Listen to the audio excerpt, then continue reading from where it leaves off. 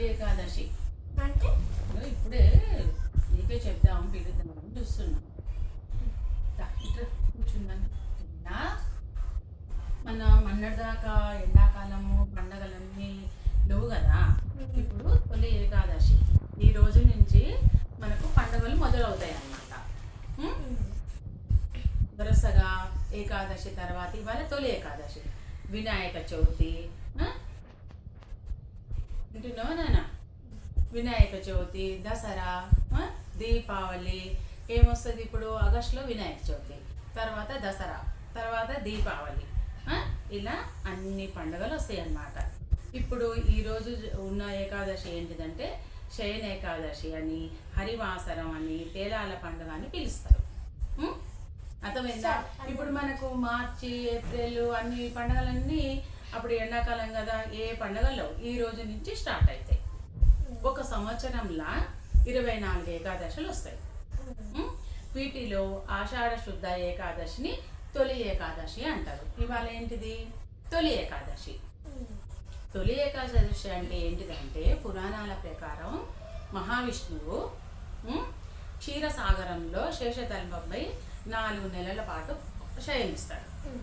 పడుకోడు. ఇప్పుడు 4 నెలలు ఈ రోజు నుంచి, ఆషాఢం నుంచి శ్రావణం, భాద్రపదం, మార్గశిరం, కార్తీక మాసం దాకా నవంబర్ నెలలో వచ్చే ప్రబోధని ఏకాదశి ఆ రోజు మేల్కొంటాడు. 4 నెలల తర్వాత ఆగస్టు, సెప్టెంబర్, అక్టోబర్, నవంబర్ తర్వాత మేల్కొంటాడు. ఈ 4 నెలల్ని చాతుర్మాసాలుగా వ్యవహరిస్తారు.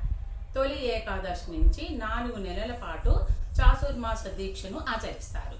ఈ 4 నెలలు స్వామివారు పాతాళ లోకంలో బలిచక్రవర్తి వద్ద ఉండి కార్తీక పౌర్ణమి నాడు తిరిగి వస్తాడని ఒక పురాణ గాథ తెలుస్తుందన్నమాట.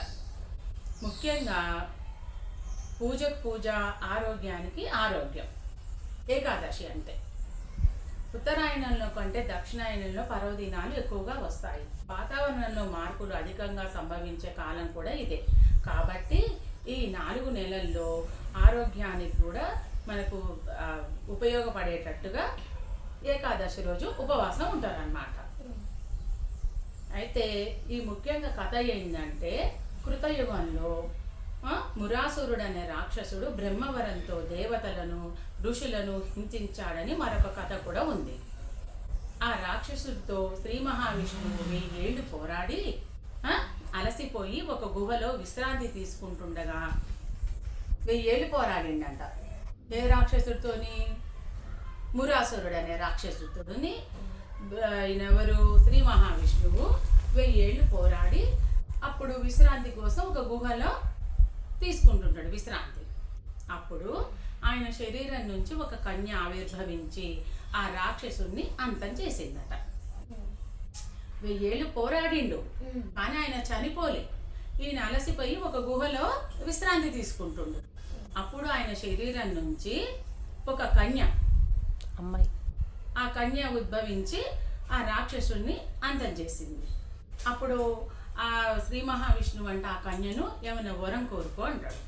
అప్పుడు ఆ అమ్మాయి, ఆ కన్య తాను విష్ణుప్రియంగా లోకం చేత పూజలు అందుకోవాలని కోరుకుందంట.